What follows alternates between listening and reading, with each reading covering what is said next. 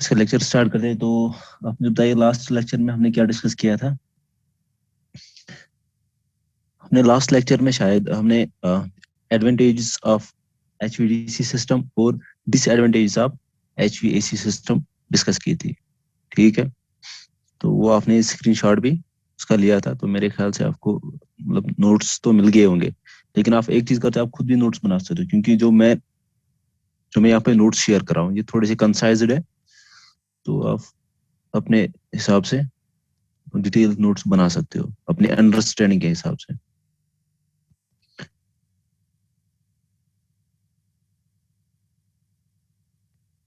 यहाँ पे हम पहले शेयर करेंगे।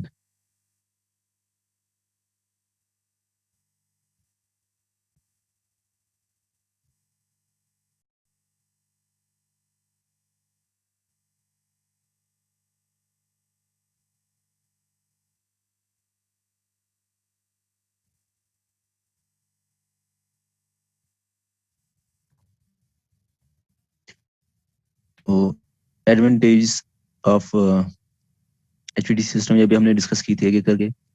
तो नेक्स्ट हमारे पास जो है, तो मैंने आपको बताया फिर कि कोई भी सिस्टम हमारा आइडियल नहीं है। कितना भी आप एक्यूरेट सिस्टम डिस्कस करोगे, कितना भी सिस्टम एक्यूरेट होगा, लेकिन कुछ ना कुछ उसकी ड्रॉबैक्स होती है। तो यहाँ पे भी हमारे पास जो एचवीडीसी सिस्टम है, इसकी भी कुछ ड्रॉबैक्स है, लेकिन जो इसकी एडवांटेज है वो इसकी डिसएडवांटेज को ओवर शेडो करता है। दैट मीन इसकी एडवांटेज ज्यादा है एज कम्पेयर टू डिसएडवांटेज, इसलिए हम एचवीडीसी सिस्टम की तरफ जा रहे हैं। देखिए इसमें पहला जो पॉइंट है वो cost of terminal equipments is very high. अब देखिए यहाँ पे जब हम कन्वर्टर यूज करेंगे, आपका पावर ट्रांस डिवाइस, उनका कॉस्ट ज्यादा होगा। और यहाँ पे बहुत सारे कन्वर्टर हम यूज करेंगे, क्योंकि वोल्टेज रेटिंग आपकी बहुत हाई है यहाँ पे। जब वोल्टेज रेटिंग हाई आप यूज करोगे यहाँ पे, तो उससे क्या होगा, आपको बहुत सारे कन्वर्टर्स को सीरीज में कनेक्ट करना पड़ेगा, पैरेलल में कनेक्ट करेगा। ऐसा नहीं है कि आप एक ही थायरिस्टर लगा के आपका काम चलेगा यहाँ पे, क्योंकि एक थायरिस्टर की रेटिंग मेरे ख्याल से 8 किलो वोल्ट के अराउंड है। और आपको इंडिया में जो अभी एचवीडीसी सिस्टम जो वर्किंग है फ्रॉम यूपी टू दिल्ली, तो उसकी जो वोल्टेज रेटिंग है वो अराउंड 500 किलो वोल्ट है उसकी वोल्टेज रेटिंग। तो आप मुझे बताइए 500 किलो वोल्ट के लिए आपको कितने थायरिस्टर्स लेने पड़ेंगे फिर, अगर एक थायरिस्टर की रेटिंग है 8 किलो वोल्ट, तो बहुत सारे थायरिस्टर्स तो लगेंगे। 500 kilo volt divide by 8 kilo volt कर लो तो आपको मिलेगा नंबर ऑफ थायरिस्टर्स। तो आप इस हिसाब से देखिए कि हमें, और फिर सेफ्टी के हिसाब से हमें एक्स्ट्रा थायरिस्टर्स इसमें कनेक्ट करते हैं। अगर कोई थायरिस्टर पंक्चर हो गया ड्यू टू सम फॉल्ट, तो एक्स्ट्रा थायरिस्टर भी हमें इसमें कनेक्ट करते हैं। तो उस चीज को फिर, तो उससे क्या होगा, कॉस्ट बढ़ेगा। और बाकी यहाँ पे जो ट्रांसफार्मर है वो सेम आपकी जो मतलब जो हमारे कन्वेंशनल ट्रांसफार्मर होते हैं उनके जैसे, उनकी थोड़ी सी कंस्ट्रक्शन में कुछ फर्क होगा, वो अभी हम डिस्कस करेंगे उनकी कंस्ट्रक्शन में क्या चेंज होगी। उनका कॉस्ट भी उस हिसाब से बढ़ेगा, क्योंकि कोर का मटेरियल हम सेम यहाँ पे यूज नहीं करेंगे। यहाँ पे कोर मटेरियल थोड़ा सा हम अच्छा यूज करेंगे, यहाँ पे जिसकी परमिटिविटी ज्यादा होगी वही कोर मटेरियल हम यहाँ पे यूज करेंगे कोर में। तो इसे ट्रांसफार्मर का कॉस्ट भी बढ़ेगा, ऑल इन ऑल मतलब पूरे सिस्टम का कॉस्ट बढ़ेगा। तो आपको इस जो कैरेक्टरिस्टिक मैंने यहाँ पे ड्रॉ किया है बिटवीन पावर एंड डिस्टेंस, तो आप देखिए अप टू सर्टेन लिमिट, इसको बोलते हैं break even point. Break even point तक तो आप देख सकते हो कि कॉस्ट जो है वो डीसी का ज्यादा है, डीसी सिस्टम का कॉस्ट ज्यादा है।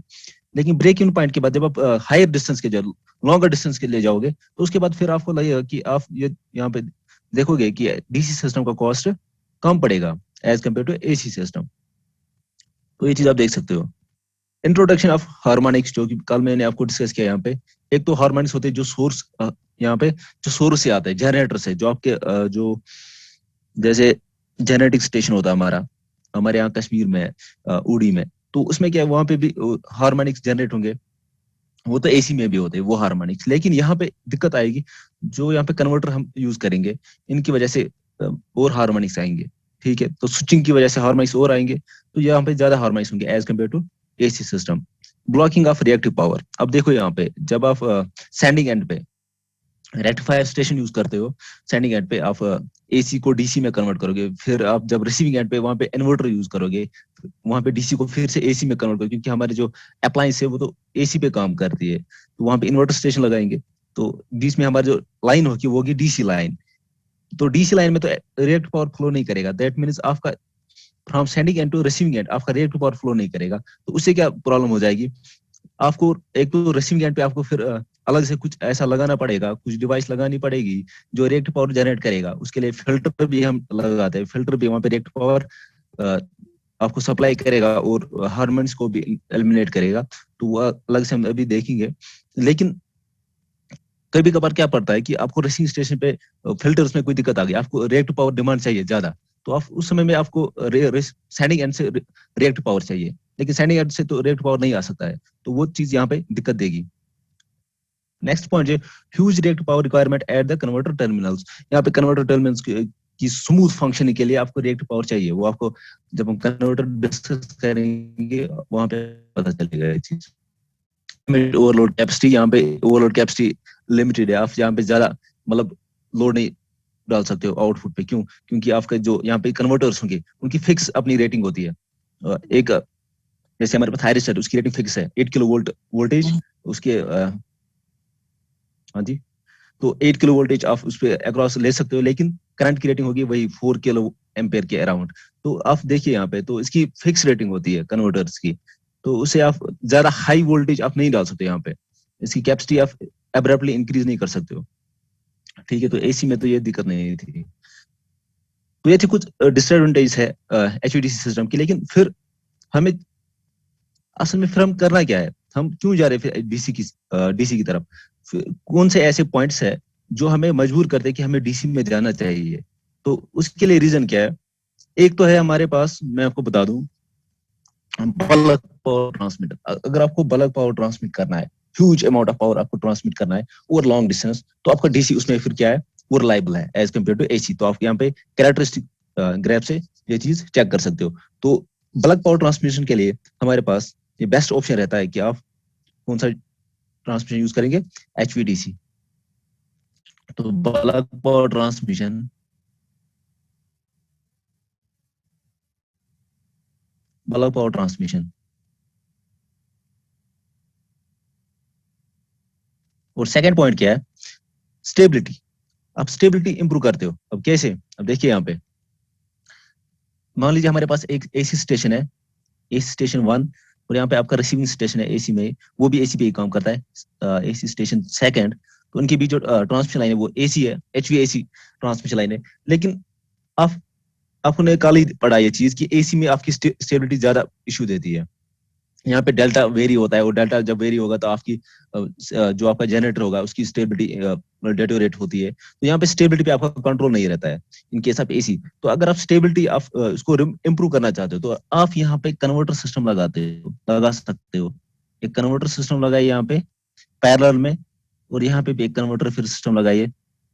तो आप यहाँ पे एक चीज कर सकते हो कि स्टेबिलिटी को इम्प्रूव करोगे तो आप पैरेलल में एक एचवीडीसी लाइन भी कनेक्ट कर सकते हो। तो ये भी एक एडवांटेज है। इसके लिए, इस प्रॉपर्टी के लिए भी हम एचवीडीसी सिस्टम यूज करेंगे। एक और चीज है जो कि बहुत इंपॉर्टेंट है, तो वहां पे भी हम एचवीडीसी सिस्टम का मतलब उसका ज्यादा फायदा है, तो हम यूज करेंगे उस चीज के लिए भी एचवीडीसी सिस्टम हम यूज करेंगे। वो क्या है? Asynchronous operation. ये आपकी शायद यहाँ पे नोट्स में नहीं है ये पॉइंट, एसिंक्रोनस ऑपरेशन। एसिंक्रोनस, ये नोट्स में नहीं है शायद ये पॉइंट। एसिंक्रोनस ऑपरेशन क्या है बेसिकली?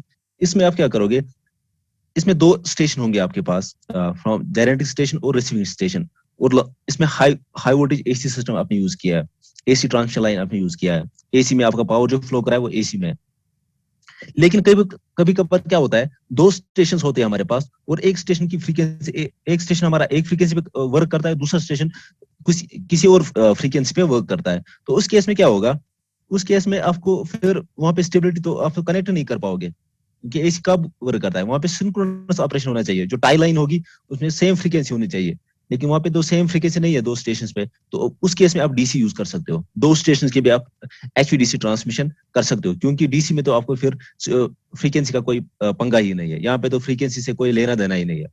जो आपकी ट्रांसमिशन लाइन है वो तो पावर डीसी में ट्रांसमिट करेगा, यहाँ पे तो फ्रीक्वेंसी 0 है, तो यहाँ पे फ्रीक्वेंसी कोई फर्क नहीं पड़ेगा, चाहे आपके जो 2 स्टेशन होंगे वो उनकी अलग अलग फ्रीक्वेंसी हो या सेम फ्रीक्वेंसी हो, कोई फर्क नहीं पड़ेगा। तो इसलिए हम क्या चाहते हैं कि उस केस में आप एचवीएसी नहीं यूज करते हो, जब डिफरेंट फ्रीक्वेंसी होगी, लेकिन एचवीडीसी सिस्टम आप यूज कर सकते हो। तो ये 2-3 पॉइंट्स ऐसे हैं जो हमें फिर कंपेल करता है कि इस चीज के लिए कि हम एचवीडीसी सिस्टम हम फ्यूचर में यूज करेंगे ये चीज।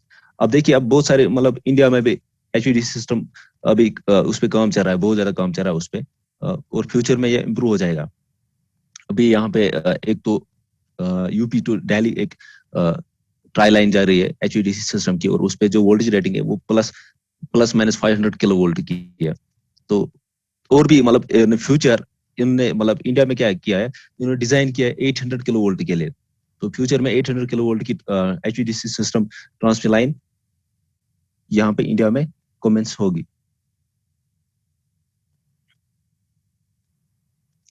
तो ये थे कुछ पॉइंट्स, अगर हम कंक्लूड करेंगे तो ये पॉइंट्स थे जिसके बिना पर हम एचवीडीसी सिस्टम के लिए फिर हमें जाना पड़ता है। अब देखिए यहाँ पे, अब number of links, types of links. अब इसमें टाइप्स ऑफ लिंक्स कौन से होते हैं? लिंक्स मींस आपकी transmission line, link means transmission line. अब यहाँ पे 2-3 किस्म के ट्रांसमिशन लाइन हम यूज करते हैं एचवीडीसी सिस्टम में। पहली जो है उसको बोलते हैं मोनोपोलर लिंक। मोनोपोलर लिंक, इसमें क्या होगा, आपका एक कन्वर्टर स्टेशन होगा और यहाँ पे भी एक कन्वर्टर स्टेशन होगा, 6 पल्स, यहाँ पे भी 6 पल्स, यहाँ पे भी 6 पल्स। 6 पल्स, पल्स नंबर आपको पता होगा, या मैं आपको आगे भी आपको पता चलेगा पल्स नंबर। तो बेसिकली फॉर पर साइकिल आपको डीसी में आउटपुट पे कितने पल्स वो आउटपुट देगा। For one cycle of AC input आपको आपका जो रेक्टिफायर है वो आउटपुट पे कितनी पल्स देगा, फॉर वन साइकिल इतने टाइम में कितनी पल्स देगा, that is the pulse number. तो यहाँ पे 6 पल्स, एक जो कन्वर्टर हम शो करते हैं दैट 6 पल्स, और आपको आउटपुट पे भी आप इन्वर्टर पे 6 पल्स यूज किया है। तो इसमें क्या होगा, एक ट्रांसमिशन लाइन यूज करते हैं बस, और उसमें नेगेटिव पोलरिटी हम लेंगे, क्योंकि डीसी में तो 2 पोलरिटी होती है हमारे पास, प्लस और माइनस बस। एसी में तो पोलरिटी का कोई कंसेप्ट ही नहीं है, क्योंकि एसी में क्या होता है, वो तो पोलरिटी चेंज होती रहती है पर सेकंड 100 टाइम्स, वो चेंज होती रहती है आपकी पोलरिटी। तो डीसी में तो फिक्स पोलरिटी होती है, प्लस और माइनस। तो यहाँ पे क्या, जो एक ट्रांसमिशन लाइन हम यूज करेंगे उसमें नेगेटिव पोलरिटी रखेंगे। इसका एक रीजन है, हम नेगेटिव पोलरिटी क्यों रखते हैं, to reduce the corona loss. क्योंकि पॉजिटिव पोलरिटी पे जो जिस कंडक्टर की पोलरिटी पॉजिटिव होगी उस पर कोरोना लॉस ज्यादा होगा, ये आपने पावर सिस्टम में पढ़ा होगा। अब लेकिन यहाँ पे जो रिटर्निंग कंडक्टर होगा वो ग्राउंड कम यूज करेंगे। मोनोपोलर में रिटर्निंग पाथ ग्राउंड हमें देगा यहाँ पे, तो ये चीज आप यहाँ पे नोट कीजिए, ग्राउंड हमें रिटर्निंग पाथ देगा यहाँ पे।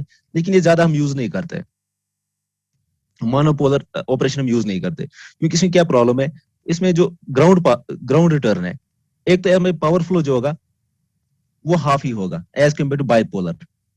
आप यहाँ पे 6 पल्स यूज कर सकते हो, 12 पल्स यूज नहीं कर सकते हो। और हम जाते हैं हायर पल्स के लिए, जब हमें इंप्रूवमेंट लाने एचवीडी सिस्टम में, हम हायर पल्स के जा रहे हैं जाएंगे। लेकिन यहाँ पे 6 पल्स आप यूज कर सकते हो, तो उससे क्या एक और मतलब लिमिटेशन आ गई यहाँ पे। एक और लिमिटेशन क्या है कि जब आप ग्राउंड को रिटर्न पाथ यूज करोगे तो ग्राउंड में तो बहुत सारी मतलब कम्युनिकेशन लाइन भी होती है, तो कम्युनिकेशन लाइन में क्या होगी, वहां पे फिर इंटरफ्रेंस होगी। तो ये चीज हम फिर नहीं चाहते कि हम इंटरफ्रेंस हो कम्युनिकेशन लाइन में। और वहां पे अगर पाइप्स भी होंगे, क्योंकि ग्राउंड में पाइप्स भी होते हैं, उनमें करोजन हो जाएगा अगर हम ग्राउंड को एक पाथ यूज करेंगे, रिटर्निंग पाथ या सेंडिंग पाथ। तो मोनोपोलर लिंक हम जनरली यूज नहीं करते, लेकिन कई जगहों पे हम यूज करेंगे, आपको पता चलेगा अभी कहाँ पे हम यूज करेंगे ये चीज। इसका एक फायदा है। नेक्स्ट क्या हमारे पास, बाइपोलर लिंक। बाइपोलर लिंक में क्या है, आप 2 कन्वर्टर्स यूज करते हो, यहाँ पे भी यहाँ पे भी, एक हमारा 6 पल्स और दूसरा भी 6 पल्स, हो गए 12 पल्स। तो 12 पल्स ऑपरेशन यहाँ पे पॉसिबल है, 24 पल्स ऑपरेशन भी पॉसिबल है, वो आप देखोगे। यहाँ पे 2 वायर्स हम यूज करेंगे, एक तो सेंडिंग जिसे करंट जाएगा, और दूसरी पाथ जिसे करंट आपका रिटर्न होगा। तो पॉजिटिव और नेगेटिव पोलरिटी दोनों कंडक्टर्स, यहाँ पे एक की पोलरिटी पॉजिटिव होगी और एक की नेगेटिव होगी। तो यहाँ पे 2 हम वायर्स यूज करते हैं ट्रांसमिशन में। तो इससे क्या फायदा है, यहाँ पे आपका पावर फ्लो जो होगा as compared to monopolar double होगा, क्योंकि यहाँ पे जो वोल्टेज होगी, अगर एक कन्वर्टर की जो वोल्टेज है वो वीडीसी है, तो दूसरे पोलर इसकी भी वीडीसी है, तो टोटल वोल्टेज कितनी होगी पाथ में, ट्वाइस वीडीसी। तो यहाँ पे जो पावर फ्लो होगा वो ट्वाइस होगा बाइपोलर में। तो ये चीज यहाँ पे फायदा है।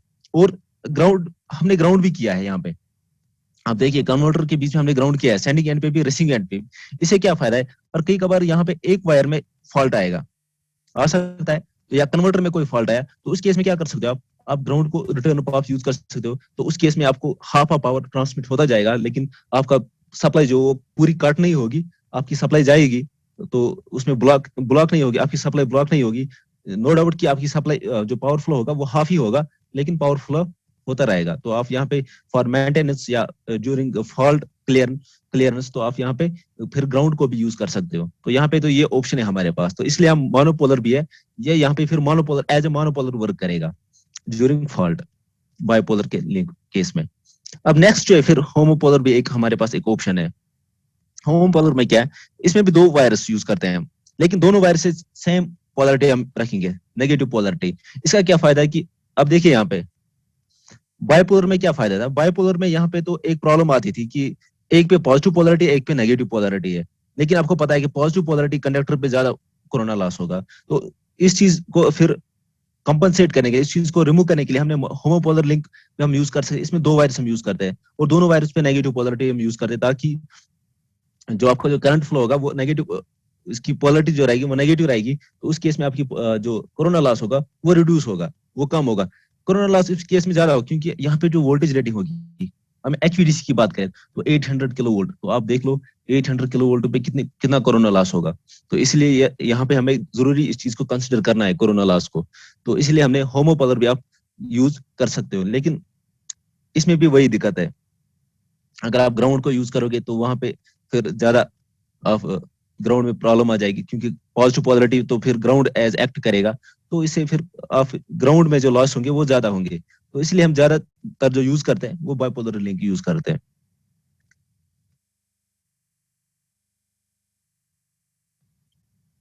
तो ये तो हमारा हुआ कि यहाँ पे टाइप्स ऑफ लिंक्स जो हम ट्रांसमिशन लाइन्स यूज करते हैं, जैसे आप करते हो ना यूज इसमें एचवीएसी में कौन सी ट्रांसमिशन लाइन्स आप यूज करते हो, आप करते हो मीडियम, शॉर्ट या लॉन्ग ट्रांसमिशन लाइन। और लॉन्ग ट्रांसमिशन फिर आप पाई मॉडल, टी मॉडल, तो उसमें बहुत सारे टाइप्स है, लेकिन यहाँ पे आपके पास तीन ऑप्शन है, मोनोपोलर, बाइपोलर और होमोपोलर।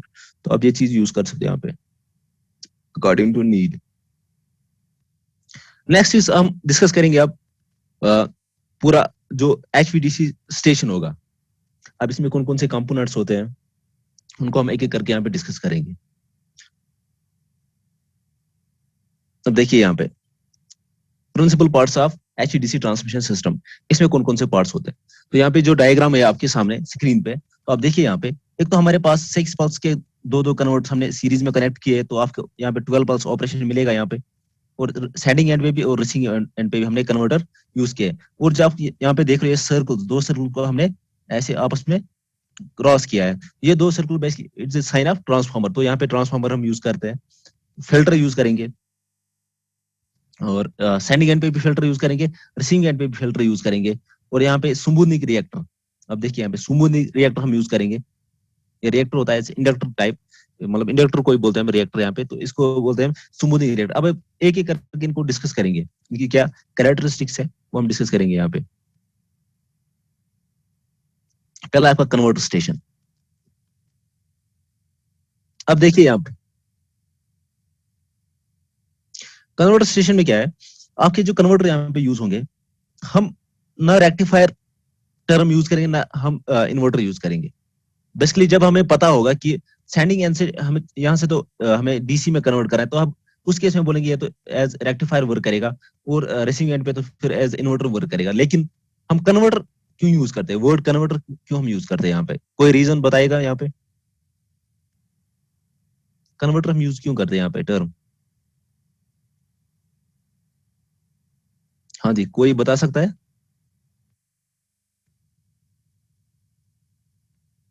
आपने पढ़ा हुआ है ये चीज, आपने फैक्ट्स में भी पढ़ा, पॉलिट्रंस में भी पढ़ा आपने ये।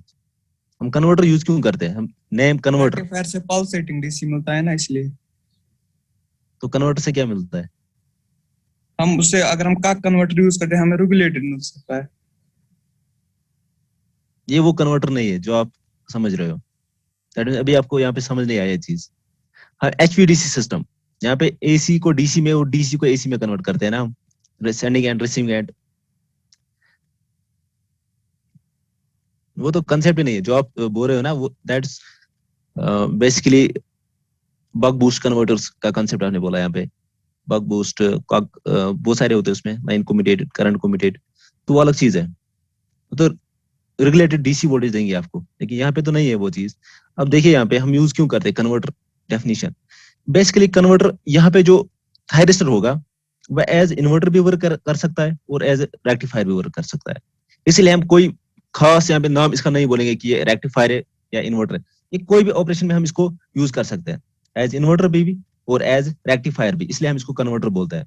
तो अब आगे जब पढ़ोगे तो मतलब अब आगे आपको यही याद रखना है कि कन्वर्टर क्यों हम यूज करते हैं, ताकि क्योंकि ये जो कन्वर्टर स्टेशन होगा एज रेक्टिफायर और एज इन्वर्टर बोथ वर्क कर सकते हैं depending on the firing angle. वो आप आगे जब हम कन्वर्टर यूनिट पढ़ेंगे, सेकंड यूनिट में हमारा कन्वर्टर्स आएगा, तो वहां पे आपको पता चलेगा कि हम कन्वर्टर्स को एज इन्वर्टर भी यूज कर सकते हैं, एज रेक्टिफायर भी यूज करते हैं। तो बेसिकली वो चीज यहाँ पे है। लेकिन जब हमें पता है कि हमें सेंडिंग एंड पे एसी को डीसी में कन्वर्ट करना है, तो जो सेंडिंग एंड पे जो कन्वर्टर जो वर्क करेगा वो एज ए रेक्टिफायर वर्क करेगा उस केस में, और रिसीविंग एंड पे आपको डीसी को एसी में फिर से कन्वर्ट करना है, तो यहाँ पे जो कन्वर्टर एज वर्क करेगा वो एज इन्वर्टर वर्क करेगा। ठीक है,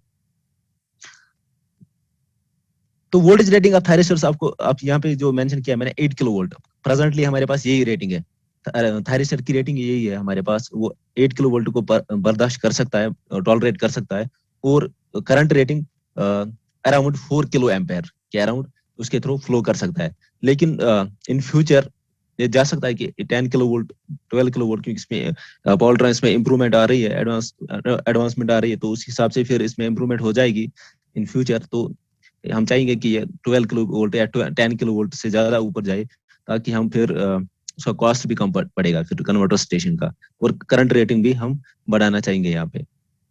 तो अभी जो हमारे पास अवेलेबल है वो 8 किलो वोल्ट और 4 किलो एम्पेयर कन्वर्टर या थायरिस्टर्स हमारे पास अवेलेबल है। और फिर वालू का कंसेप्ट, अब देखिए वालू किसको कहेंगे यहाँ पे। अब आगे जाके हम कन्वर्टर और थायरिस्टर यूज नहीं करेंगे, मैं अब ज्यादातर वालू यूज करूंगा। तो वालू का इसका मतलब क्या है, वालू is a combination of thyristors, या तो सीरीज में कनेक्टेड होंगे नंबर ऑफ थायरिस्टर, या तो पैरेलल में कनेक्ट होंगे नंबर ऑफ थायरिस्टर्स, उस कॉम्बिनेशन को बोलेंगे हम, ग्रुप ऑफ थायरिस्टर्स को बोलेंगे वालू।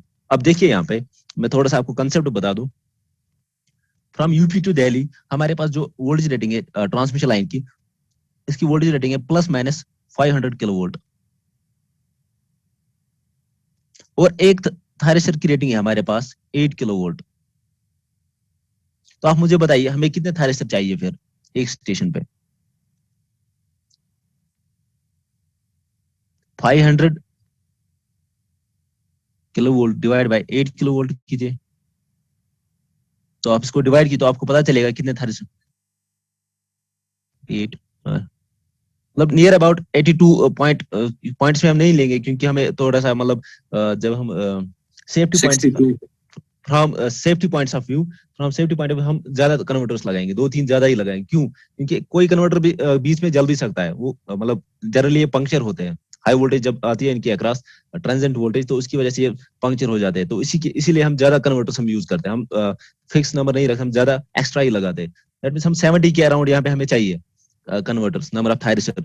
अब इन नंबर ऑफ थायरिस्टर, अब देखिए यहाँ पे, अब वोल्टेज एक थायरिस्टर से इतनी वोल्टेज तो नहीं जा सकती 500 किलो वोल्ट।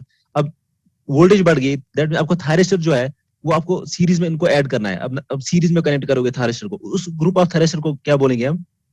वाल्व।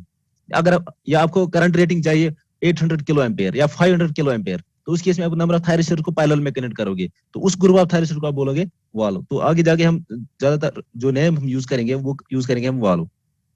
तो ये चीज आप दिमाग में रखिए, वाल्व और थायरिस्टर में क्या फर्क है। अब वाल्व की रेटिंग किसके बराबर होती है?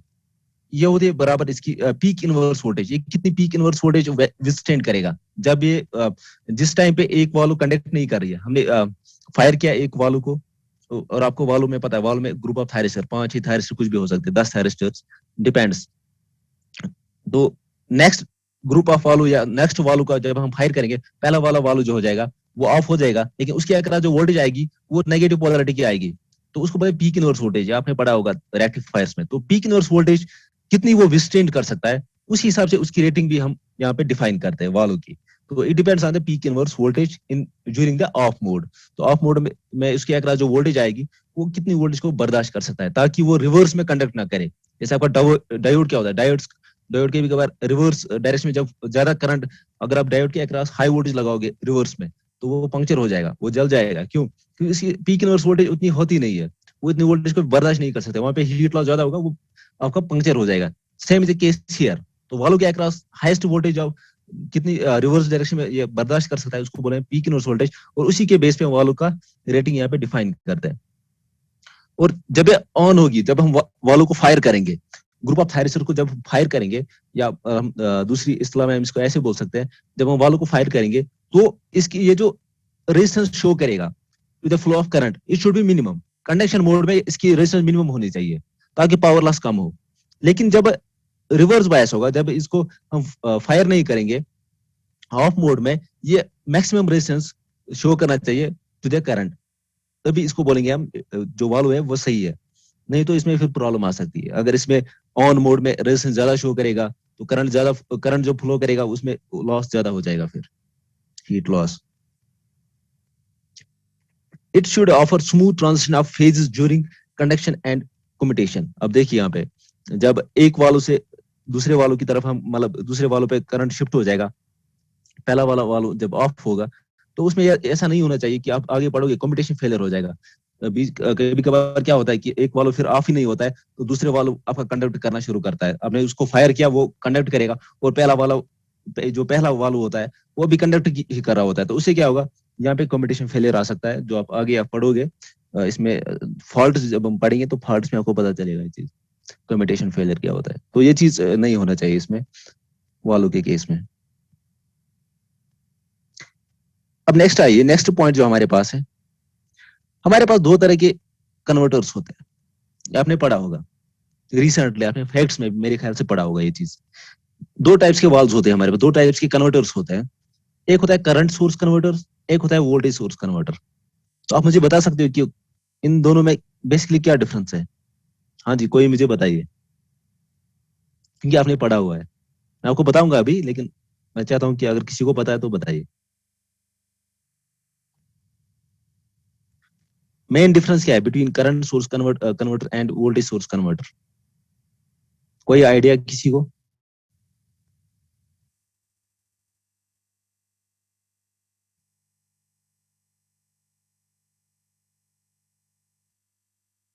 अब देखिए यहाँ पे मैं आपको बता रहा हूँ, दो तरह के कन्वर्टर होते हैं हमारे पास, current source converter and voltage source converter. Voltage source converter हम एचवीडीसी में जो यूज करेंगे वो करेंगे हम वोल्टेज करंट सोर्स कन्वर्टर। और जो वोल्टेज सोर्स कन्वर्टर आप यूज करते हो कहाँ पे?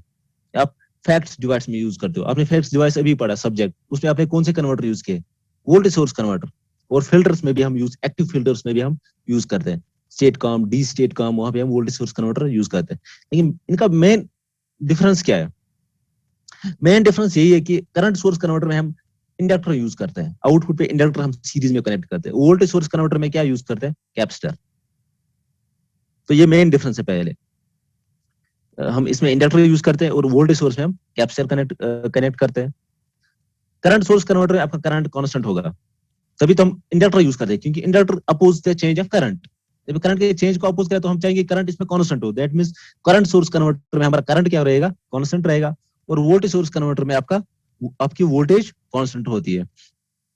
अब यहाँ पे क्या है, हम एचवीडीसी सिस्टम में करंट सोर्स कन्वर्टर यूज करेंगे, क्योंकि यहाँ पे जो वेरिएबल है, अब वोल्टेज को चेंज करोगे, नंबर ऑफ वाल्व्स या टेप चेंजिंग हम ट्रांसफॉर्मर में यूज करके हम वोल्टेज को यहाँ पे चेंज कर सकते हैं, लेकिन करंट हम चाहिए करंट कांस्टेंट हो यहाँ पे। ठीक है, ये पॉइंट आप नोट कीजिए। करंट सोर्स कन्वर्टर में क्या है, लार्ज एंड मोर एक्सपेंसिव, इसका साइज ज्यादा होगा। आप देखिए क्यों, इसमें जो इंडक्टर आप यूज करोगे, इंडक्टर का साइज बहुत हाई, बहुत मतलब उसका साइज ज्यादा होगा। क्योंकि आपने देखा होगा कि छोटे इंडक्टर होते हैं 1 हेनरी या 0.5 हेनरी या 5 मिली हेनरी, वो तो आप डीसी सर्किट, छोटे डीसी सर्किट में यूज करते हो। लेकिन जब 500 किलो वोल्ट, 800 किलो वोल्ट की ट्रांसमिशन लाइन होगी, तो यहाँ पे अब जो इंडक्टर का साइज होगा वो बहुत बड़ा होगा। तो उससे क्या होगा, यहाँ पे साइज भी बड़ा हो जाएगा आपके इस कन्वर्टर का, करंट सोर्स कन्वर्टर का। और उसका जब साइज बड़ा होगा तो इसका कॉस्ट भी ज्यादा बढ़ेगा। तो लेकिन in case of voltage source converter, यहाँ पे कैपेसिटर यूज करते हैं और कैपेसिटर का कॉस्ट ज्यादा नहीं होता है as compared to inductor. Current source converter में आपका जो कंट्रोल होगा वो फास्ट है, लेकिन वोल्टेज सोर्स कन्वर्टर में आपका इतना जो कंट्रोल है उतना फास्ट नहीं है, एक्यूरेट कंट्रोल। सिंपलर कंट्रोल और उसमें कम्प्लेक्स कंट्रोल। अब देखिए यहाँ पे उसकी भी कुछ एडवांटेज है, इसकी भी कुछ एडवांटेज है, दोनों की एडवांटेज है, दोनों की डिसएडवांटेज है कुछ। लेकिन अब यहाँ पे कौन सा यूज करेंगे हम? तो मैंने आपको पहले ही बताया कि हम करंट सोर्स कन्वर्टर यूज करेंगे, लेकिन क्यों करेंगे करंट सोर्स कन्वर्टर यहाँ पे यूज हम एचवीडीसी में? हाँ जी बताइए। हम चाहते हैं यहाँ पे कि करंट को फिक्स करें, वोल्टेज को हम वेरी करें। ट्रांसमिशन लाइन में आप वोल्टेज को वेरी कर सकते, आप नंबर ऑफ पल्सेस को इंक्रीज कर सकते हो। आप नंबर ऑफ पल्स को कैसे आप इंक्रीज करो? आप वॉल्यूज को इंक्रीज करो। आप वॉल्यू को इंक्रीज करो तो आपकी वोल्टेज वोल्टेज रेटिंग इंक्रीज हो जाएगी। लेकिन करंट आपका क्या होगा? करंट आपका कांस्टेंट होगा यहाँ पे। तो पीडीसी जो पावर होगा डीसी में, that is VDC into IDC, और वीडीसी आपका चेंजिंग होगा यहाँ पे वेरिएबल। इसलिए हमें करंट कांस्टेंट चाहिए, तो हम कौन सा यूज करेंगे यहाँ पे? Current source converter. तो हम आगे जो भी हम कन्वर्टर्स पढ़ेंगे, रेक्टिफायर, इन्वर्टर, जो भी पढ़ेंगे, that will B current source. ठीक है। नेक्स्ट जो आप यहाँ पे इक्विपमेंट यूज होगा एचवीडीसी ट्रांसमिशन सिस्टम में, that is converter transformer. Converter transformer हम यूज करेंगे यहाँ पे। अब फिर से अपनी डायग्राम पे आ जाइए, यहाँ पे जो मेन डायग्राम थी, यहाँ पे ट्रांसफार्मर हम यूज करते हैं। अब सप्लाई जो होगी, जो हम सप्लाई जनरेटिंग स्टेशन पे जो सप्लाई आती है, दैट इज थ्री फेज। जो थ्री फेज सप्लाई होगी, इसमें जो ट्रांसफार्मर हम यूज करेंगे यहाँ पे, थ्री फेज ट्रांसफार्मर यूज कर सकते हैं, या थ्री फेज ट्रांसफार्मर यूज करते हैं, या उसके बजाय हम थ्री सिंगल फेज ट्रांसफार्मर्स को भी यहाँ पे यूज कर सकते हैं। या तो थ्री फेज ट्रांसफार्मर अकेला हम यूज करेंगे, या थ्री सिंगल फेज ट्रांसफार्मर से भी हम थ्री फेज कनेक्शन अचीव करते हैं। तो यहाँ पे थ्री सिंगल फेज ट्रांसफार्मर भी हम यूज कर सकते हैं यहाँ पे। और सेम इस साइड में भी, राइट साइड में भी, रिसीविंग एंड पे भी और सेंडिंग एंड पे भी। और यहाँ पे क्या है, अब देखिए यहाँ पे एक और पॉइंट आप नोट कीजिए, यहाँ पे जो मेन पॉइंट है, दैट इज यहाँ पे अगर हम स्टार स्टार यूज करेंगे, पहला वाला जो कन्वर्टर स्टेशन होगा सिक्स पल्स का, अगर हम स्टार स्टार कनेक्शन यूज करेंगे ट्रांसफार्मर में, तो नीचे हमें जरूर है फिर स्टार डेल्टा यूज करना। हम नीचे फिर ये हमारे लिए कंपलसरी बन जाता है कि हम स्टार डेल्टा नीचे यूज करें ट्रांसफार्मर। क्यों? इसके लिए रीजन यही है कि हमें 30 डिग्री शिफ्ट चाहिए, हमें वोल्टेज के पल्सेस में 30 डिग्री शिफ्ट चाहिए, ताकि अगर यहाँ पे पहला कन्वर्टर आपको सिक्स पल्सेस देगा, six pulses of voltage at the output, ये जो नेक्स्ट आपका कन्वर्टर है, ये सेम सीरीज में, तो जिस टाइम वो सिक्स पल्स देगा, ये भी सिक्स पल्स देगा, तो वो तो ओवरलैप हो जाएंगे, आपको तो आउटपुट में सिक्स पल्स ही मिलेगी। लेकिन हमें चाहिए 12 पल्सेस, हमें नंबर ऑफ पल्स इंक्रीज करने हैं टू अवॉइड, क्योंकि उसका रीजन है, हम ज्यादा पल्स के लिए क्यों जाएंगे, उसे आपके हार्मोनिक्स कम होंगे और वोल्टेज का मैग्नीट्यूड भी बढ़ेगा, जो कि हम चाहते हैं। तो यहाँ पे हमें चाहिए 12 पल्स, लेकिन यहाँ पे 6 पल्स ही मिलेंगे, क्योंकि वो भी स्टार स्टार है, नीचे भी स्टार स्टार ट्रांसफॉर्मर है सेंडिंग एंड पे। तो उससे क्या होगा, ओवरलैप हो जाएगी आउटपुट पे। लेकिन हम चाहते हैं कि थोड़ा सा शिफ्ट आएगा। शिफ्ट कैसे आएगा? अगर हम स्टार डेल्टा यूज करेंगे, क्योंकि आपको पता है स्टार और डेल्टा में क्या वोल्टेज के बीच क्या रिलेशन होते हैं, 30 डिग्री शिफ्ट आएगा। तो जब 30 डिग्री शिफ्ट आएगा, उस केस में क्या मिलेगा आपको? यहाँ पे पहले कन्वर्टर स्टेशन में सिक्स पल्स मिलेंगे, और फिर 30 डिग्री शिफ्ट के बाद आपको फिर से सिक्स पल्स मिलेंगे। तो टोटल आपको कितने पल्स मिलेंगे आउटपुट पे? 12 पल्सेस। तो इन दोनों की वोल्टेज ऐड हो जाएगी यहाँ पे, VDC one plus VDC two, that will be twice VDC. तो अब देखिए यहाँ पे क्यों हम स्टार डेल्टा यूज करेंगे? अगर एक हमारा स्टार स्टार है, दूसरा हम स्टार डेल्टा जरूर हमें यूज करना है, हमें 30 डिग्री शिफ्ट चाहिए, तो उसके लिए हम स्टार डेल्टा यूज करेंगे। ठीक है। और नीचे भी वो भी थ्री फेज है, नीचे ऊपर भी हमारे पास थ्री फेज ट्रांसफार्मर है, दोनों थ्री फेज ट्रांसफार्मर हम यूज करेंगे यहाँ पे, या थ्री सिंगल फेज ट्रांसफार्मर को भी हम यूज कर सकते हैं। यह था हमारा कन्वर्टर ट्रांसफर। अब इसकी एक और प्रॉपर्टी होनी चाहिए। अब देखिए यहाँ पे जो कि इंपॉर्टेंट पॉइंट है in case of transformer,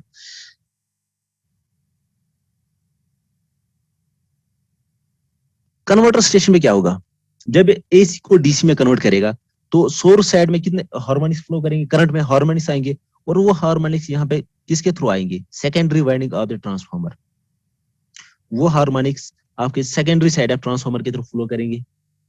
clear है यहाँ तक?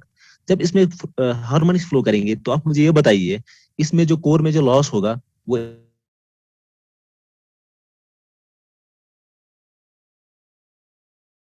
क्या? तो हम क्या डिस्कस कर रहे थे यहाँ पे? Transformer, converter transformer. तो आपको मैं यहाँ पे बता रहा था लॉसेस के बारे में, कन्वर्टर ट्रांसफार्मर में जो लॉस होंगे। मैं बताया, क्योंकि कन्वर्टर में क्या होगा, जब एसी को डीसी में कन्वर्ट करेगा, तो यहाँ पे हार्मोनिक्स आएंगे, वो हार्मोनिक्स आपके ट्रांसफार्मर में भी फ्लो करेंगे, सेकेंडरी वाइंडिंग ऑफ ट्रांसफार्मर। तो आप यहाँ पे डायग्राम से ये चीज देख सकते हो, वो सेकेंडरी वाइंडिंग ट्रांसफार्मर से फ्लो करेंगे। लेकिन आपको पता है ट्रांसफार्मर जो लॉस होता है, कोर लॉस, एक होता है eddy current loss,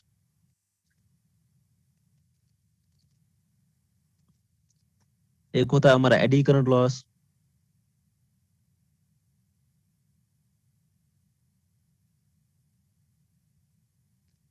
which is equal to ke f square bm square और हिस्ट्रीज लॉस क्या होता है K H F bm raise power x। अब देखिए दोनों केस में एडी करंट लॉस और हिस्ट्रीज लॉस दोनों केस में डायरेक्टली प्रोपोर्शनल है किसके फ्रीक्वेंसी। एक तो फ्रीक्वेंसी के स्क्वायर के प्रोपोर्शनल है एडी करंट और hysteresis loss is directly proportional to frequency.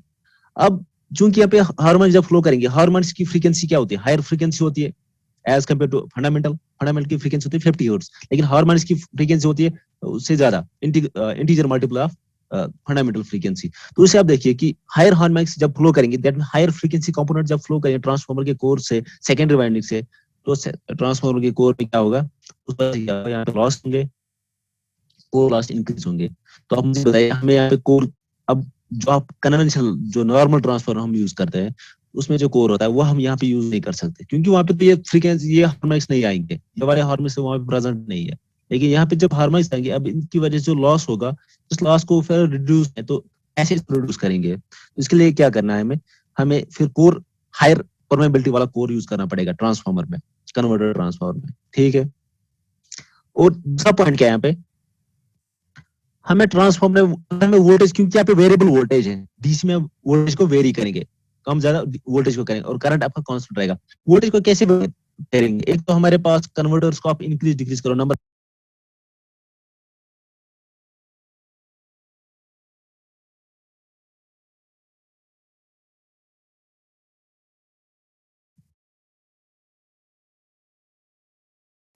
यहाँ पे तो ऑटोमेटिकली डिस्कनेक्ट हुई मीटिंग पता नहीं क्या दिक्कत आई इसमें डिस्कनेक्ट हुई मीटिंग हमारे automatic.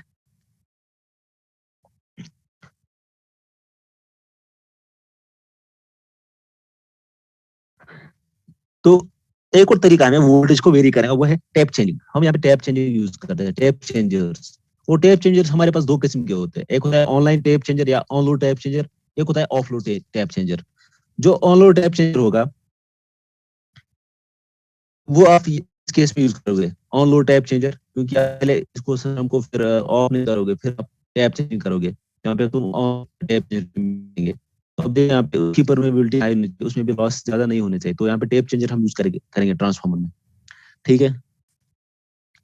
Next is smoothening reactor. एक और कंपोनेंट हम यूज करते हैं स्मूथनिंग रिएक्टर। स्मूथनिंग रिएक्टर कहाँ पे यूज करते हैं हम लाइन में यूज करते हैं यहाँ पे डीसी लाइन में स्मूथनिंग रिएक्टर यूज करते हैं। इसका काम क्या है इसका वर्क ये है कि जब आप यहाँ पे सेंडिंग एंड पे रेक्टिफायर इसको वर्क कराओगे तो एसी को डीसी में कन्वर्ट करेगा लेकिन आपको पता है डीसी साइड में हार्मोनिक्स होंगे जो आपको आउटपुट मिलेगा पल्सेटिंग आउटपुट पल्सेटिंग डीसी मिलेगा आपको तो उसमें हार्मोनिक्स आएंगे। अब इनको कैसे स्मूथ करोगे अब इसको स्मूथ आउट कैसे करो इसको उनका जो मैग्नेटिक उसको कैसे काम करोगे बाय यूजिंग सम डिवाइस। तो हम यहाँ पे कौन सा यूज करेंगे रिएक्टर। रिएक्टर क्या करेगा वो करंट के जो पल्सेस आएंगे oppose the reactor क्योंकि what is the property of inductor it oppose the change of current so it will oppose the यहाँ पे जो पल्स आएंगे उनको अपोज करेगा जो यहाँ पे चेंज आएंगी करंट में उनको अपोज करेगा दैट मींस आपको जो आउटपुट मिलेगा ट्रांसफार्मर के ट्रांसमिशन लाइन पे स्मूथ होने वो प्योर डीसी होना चाहिए इसलिए हमें स्मूथनिंग रिएक्टर यूज करते हैं। यहाँ स्मूथनिंग रिएक्टर यहाँ पे करते हैं स्मूथनिंग रिएक्टर भी दो टाइप के होते हैं एक होता है आपका एयर एक होता है फुल्ली या नॉर्मली पार्शियली एयर कूल्ड होते हैं तो डिपेंड अपॉन कि आपको कौन सा चाहिए यहाँ पे तो उस हिसाब से हम स्मूथनिंग रिएक्टर ठीक है। नेक्स्ट जो हमारे पास है हार्मोनिक फिल्टर्स। और हार्मोनिक फिल्टर्स कहाँ पे यूज करते हैं यहाँ पे मैं आपको डायग्राम पे चाहिए डायग्राम पे आप देखिए हार्मोनिक फिल्टर दो सेट्स बेसिक एंड पे भी आपके पास जो एक सेट इसको ग्राउंड किया है और सेंडिंग पे आप देखिए यहाँ पे ठीक है हमारे पास हार्मोनिक फिल्टर्स ये चीजें हमारे पास हार्मोनिक फिल्टर्स है। अब ये हार्मोनिक फिल्टर अब मैंने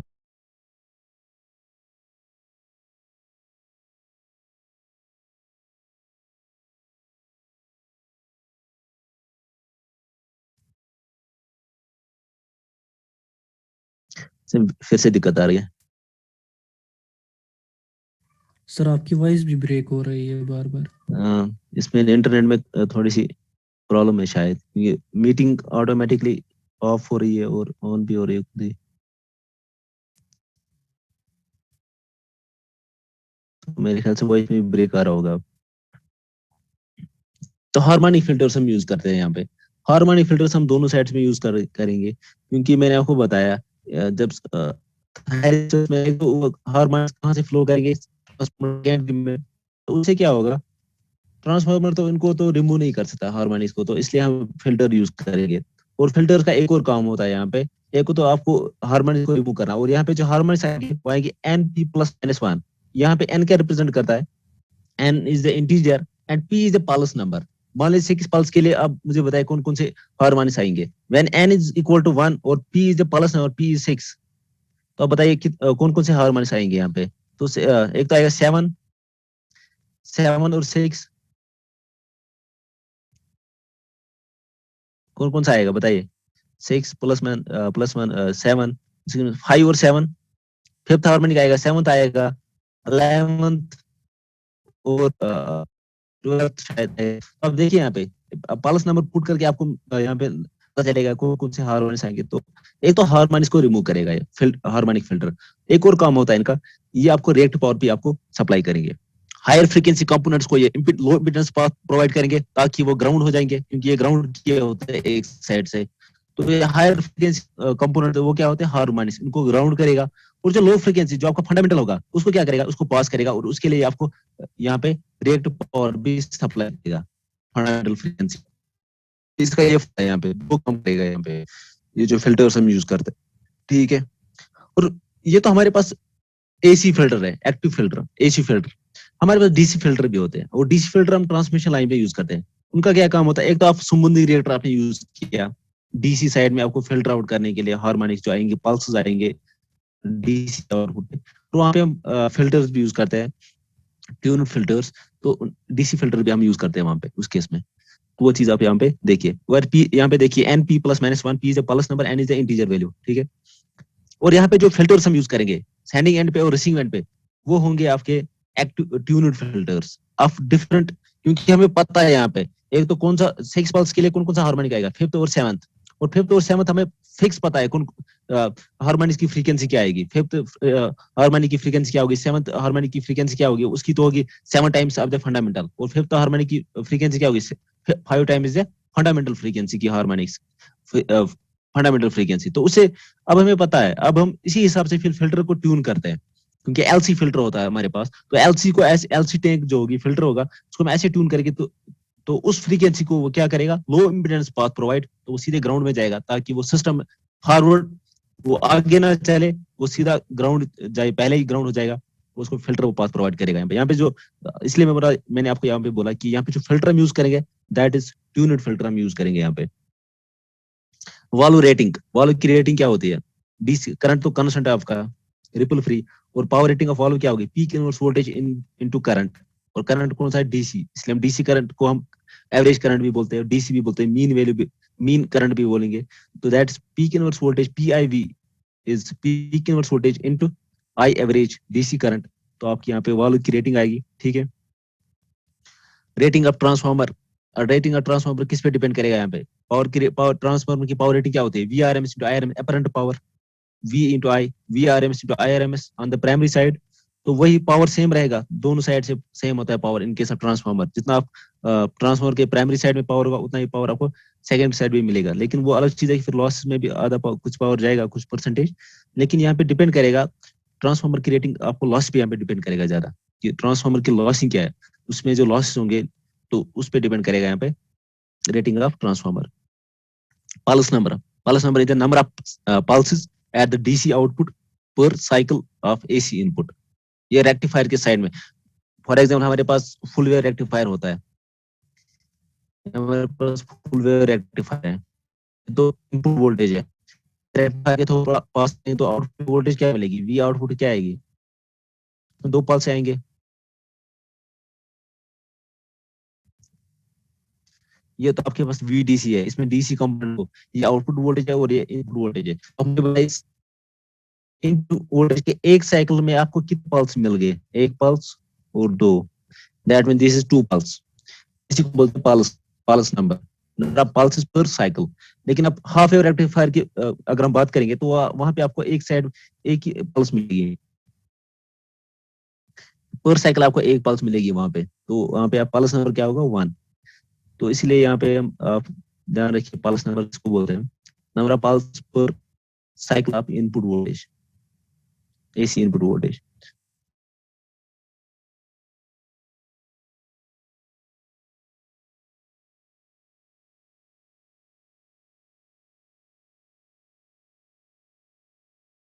तो मेरे ख्याल से बस हमारे पास इसमें और कुछ नहीं है, सारे पॉइंट्स हमने डिस्कस किए यहाँ पे, सारे कंपोनेंट्स।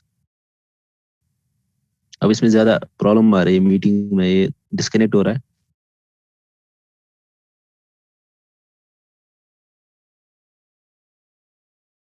तो नंबर ऑफ पल्सेस भी हमने डिस्कस किया, number, P is pulse number. Commutation group, अब कम्युटेशन ग्रुप एक और डेफिनेशन है, आप इसको भी ध्यान दीजिए यहाँ पे। Commutation P is equal to किसके बराबर होता है, और P is S into R.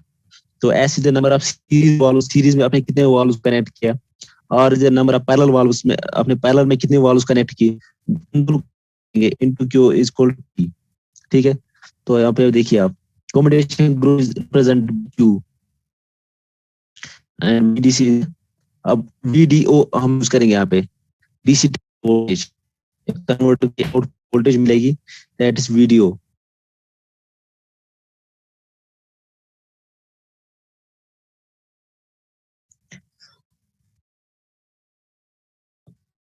तो जो हमारा पहला यूनिट है, तो इस हिसाब से हमारा पहला यूनिट क्या हुआ, वो कंप्लीट हुआ, इसमें कुछ और है नहीं।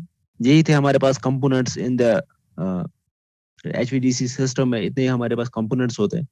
अब ये तो यूनिट था, ये बेसिक था, इसमें हमने बेसिक सिस्टम को डिफाइन किया, डेफिनेशंस देखी, और हम क्यों जाएंगे एचवीडीसी की तरफ। कंपेयर, हमने कंपेयर किया एचवीएसी और एचवीडीसी को, फिर हमें पता चला कि हम एचवीडीसी की तरफ क्यों जाएंगे। तो ये चीज आप देखिए यहाँ पे, अब बिल्कुल इजी था, इसमें ज्यादा मुश्किल था नहीं।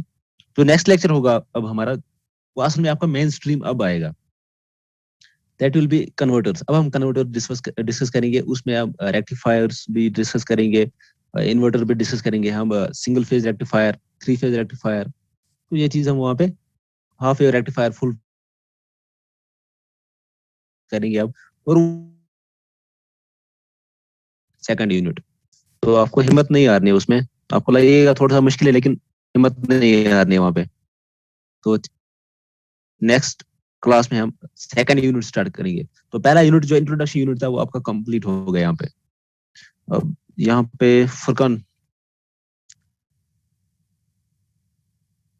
आप मुझे बताइए, समझ आया ये चीज आप लोगों को, वसीम, आकिब, हाँ जी बताइए, जो भी यहाँ पे समझ आया सबको। बिल्कुल जी आसान ही था सर पहला जी। यूनिट, इसमें इसमें कुछ मुश्किल नहीं था। तो नेक्स्ट क्लास में हम सेकंड यूनिट स्टार्ट करेंगे, ठीक है।